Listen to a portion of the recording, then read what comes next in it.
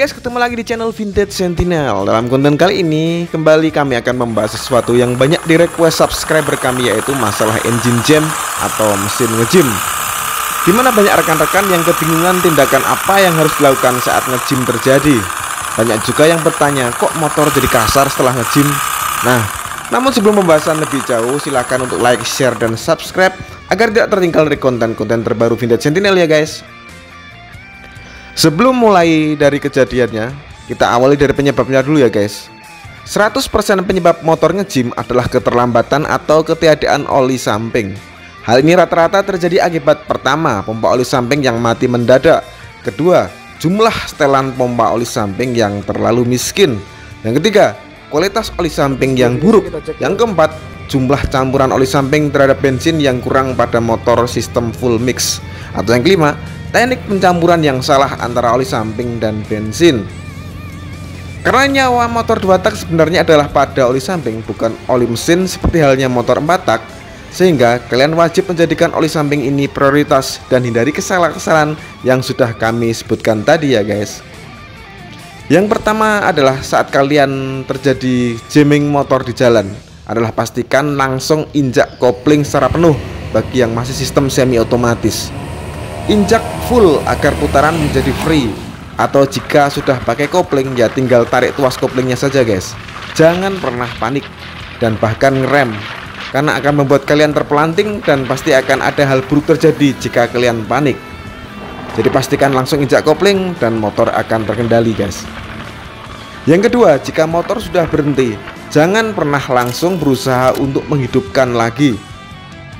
Kadang-kadang kalian justru nafsu menghidupkan mesin setelah mesin ngejim dengan alasan ingin melihat dan mendengar kondisi mesin. Nah, itu justru akan memperburuk keadaan guys. Jadi saat motor ngejim, dinginkan otak kalian, dinginkan mesin kalian juga. Jangan tidak gegabah dalam fase ini ya guys. Yang ketiga, setelah mesin dingin, jangan langsung injak selah untuk menyalakannya. Disarankan untuk kalian membuka busi dan memasukkan oli samping ke lubang busi tersebut, bisa sekitar setengah tutup oli samping guys. Atau jika keadaan darurat kalian tidak bawa oli samping atau di lokasi tidak ada yang jual oli samping, nah untuk pertolongan pertama kalian bisa pakai minyak goreng macam Bimoli, Sania, asal jangan yang curah saja loh guys. Nah kemudian masukkan oli samping tersebut dan selah pelan-pelan sampai piston berhasil naik turun lagi secara normal. Nah setelah bisa naik turun piston tersebut, tetap lakukan gerakan selah tanpa busi tersebut dengan tambahi lagi oli ke lubang tersebut. Lakukan kurang lebih 10 kali naik turun agar gram-gram yang besar jika ada itu bisa keluar melalui lubang busi guys. Namun demikian, jika setelah motor jamming namun masih bisa diengkol, kalian bisa nyicil lega guys. Karena potensi kerusakan stang piston atau stang piston bengkok itu menjadi minimal jika mesin masih bisa kalian engkol dan piston bisa naik turun guys. Kemudian yang keempat, seperti dijelaskan bahwa mesin ngejim pasti akibat oli samping yang kurang. Nah pastikan setelah ngejim tambahi campuran oli samping yang ada di tangki kalian guys. Buat kalian yang pakai pompa oli samping tapi ragu penyebabnya apakah dari oli samping yang kurang atau akibat pompa oli samping yang mati, maka kalian bisa campur saja langsung ke tangki BBM kira-kira 2 tutup oli samping per 1 liternya guys. Perkirakan saja kira-kira di tangki ada berapa liter. Nah langsung campur saja dulu di tangki full dengan pertimbangan selama perjalanan ke rumah atau ke bengkel tidak terjadi kasus ngejim yang berulang guys. Oh iya, dalam keadaan darurat tidak ada yang jual oli samping misalnya, kalian bisa sementara pakai oli minyak goreng sebagai campuran guys. Tapi sekali lagi sifatnya sementara, dan setelah sampai wajib kuras ya guys. Pakai saja bensin campur minyak goreng yang tadi itu, yang setelah kalian buang itu buat bersih-bersih mesin aja guys. Jangan dipakai untuk motor setelah kuras ini.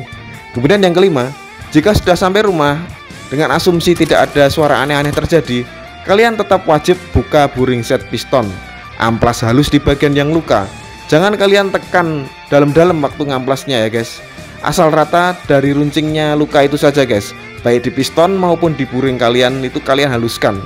Sekali lagi, asal tumpul saja atau tidak kasar saja. Karena kalau terlalu nekan amplasnya, takutnya malah jadi goyang pistonnya guys. Saat proses mengamplas ini pakai saja amplas ukuran 500 atau 1000 guys. Karena jika tidak kalian amplas, itu berisiko luka yang sebenarnya biasa dan tidak mengakibatkan luka ngebos, akan berpotensi menjadi bocor akibat luka tajam dari piston dan buring yang naik turun tadi, sehingga membuat semacam garis luka. Nah, maka itu pastikan setelah sampai di rumah cek dan amplas luka tersebut ya guys, jangan sampai terjadi garis luka guys. Keenam, dengan asumsi ada suara klotok-klotok, kalian itu wajib waspada. Bisa jadi stang piston menjadi bengkok, atau bisa juga cuma ring piston saja yang minta ganti guys. Nah, berikut ciri-ciri suara untuk membedakan kerusakan antara keduanya. Yang pertama, jika kerusakan cuma ring saja, maka suara akan terdengar dari arah depan dan bunyinya cuma klitik-klitik semacam uang logam yang kalian ketukkan di besi guys. Jika kasus cuma rusak ringnya saja, ya segera ganti saja guys, karena harga ring tersebut murah.